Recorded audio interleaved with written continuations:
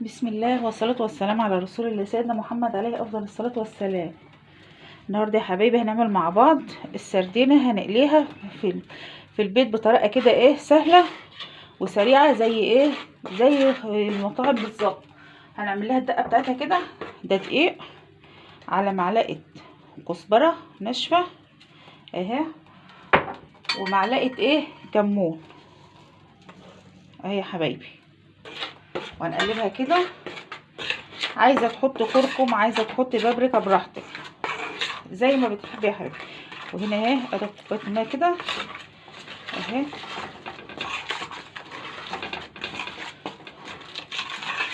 ديت عشان تبقى مقرمشه وحلوه كده.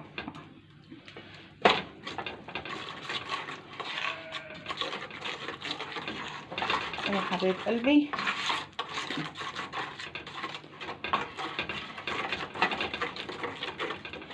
بنعمل كده، بنقلبها بشويش عشان الدقيق ما يحصلش له تكتلات كده، يبقى يبقى مكلكع معانا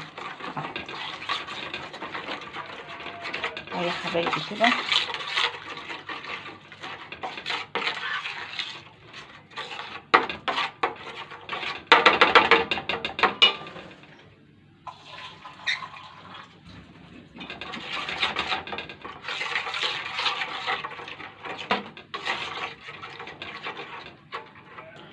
هنا يا حبايبي خلصناها اهو شايفين ادي كده.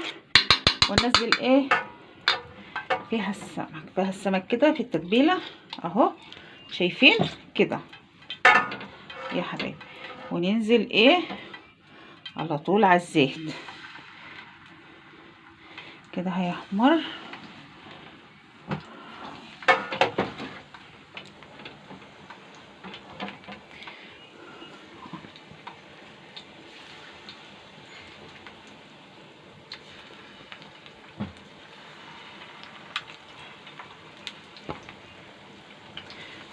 مقرمشه وجميله كده اهو يا قلبي.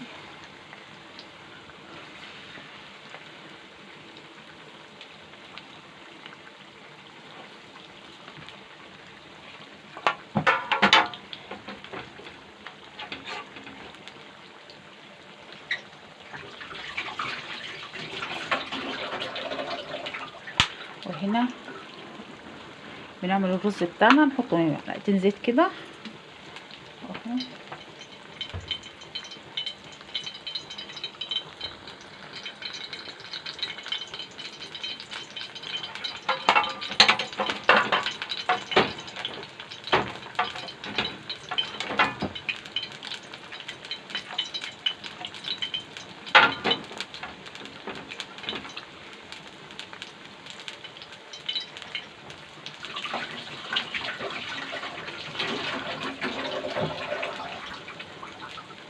وننزل عليه على الزيت بالرز بتاعنا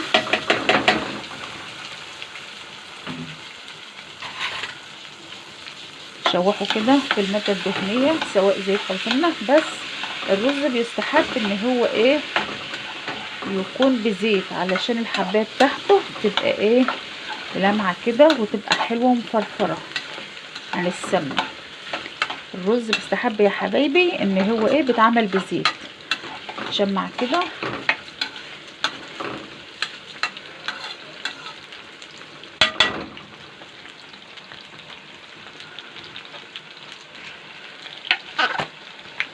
نحط الملح بتاعنا عليه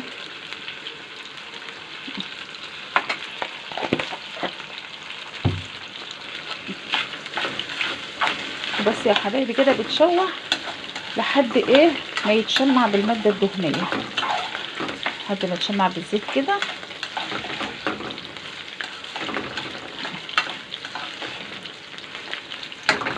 يا حبايبي ننزل عليه بالمية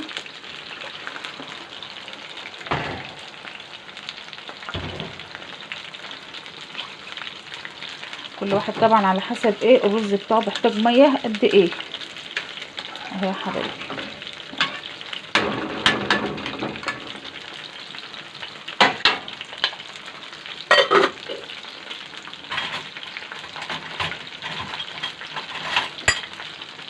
نشوف السردينه بتاعتنا. شايفين ماسكه في بعضها، ماسكه كتله واحده.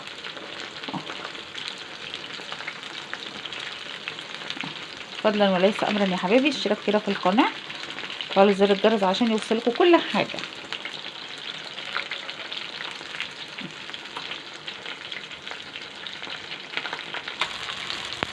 شايفين يا بنات مقليه ازاي، وطعمها بقى جميل ومقرمشه. الطريقه ديت تخلي لا الزيت يتحرق ولا يشرب زيت كتير، السمك ما يبقاش شارب زيت كتير. جربها كده يا حبيبتي.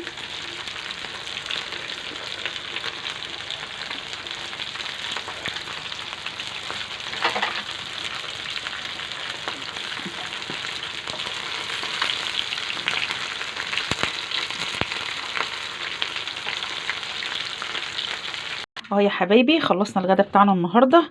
شايفين القرمشه بتاعته، سامعين الصوت بتاعها مقرمشه ازاي، ونضيف وخلى الزيت نضيف، مش ما اتحرقش، وهو ما شربش زيت ولا حاجه. ما جنب شويه رز ابيض وخضارنا وحاجتنا. ده الغدا بتاعنا النهارده، كان سردينه. طريقه السردينه: اعملي السردينه من غير ما تشرب نقطه زيت. قلي السردين بدون ما تشرب نقطه زيت. طريقه حلوه وسهله يا حبايبي، جربوها كده هتعجبكم جدا. شايفين سامعين القشره بتاعتها عامله ازاي، مقرمشه خالص. اشوفكم على خير يا حبايبي الفيديو الجاي ان شاء الله.